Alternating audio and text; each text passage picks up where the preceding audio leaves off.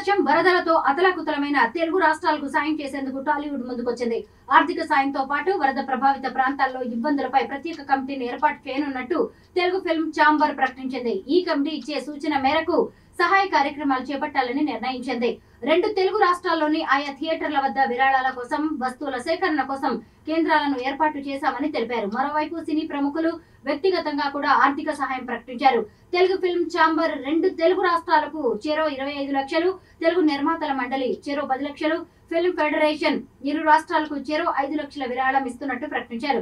Film chamber లో ఏర్పాటు చేసిన మీడియా సమావేశంలో కార్యదర్శి దామోదర్ ప్రసాద్ మాట్లాడుతూ, ఇలాంటి విపత్తుల సమయంలో సాయం అందించేందుకు తెలుగు సినిమా పరిశ్రమ ఎప్పుడూ ముందు ఉంటుందన్నారు.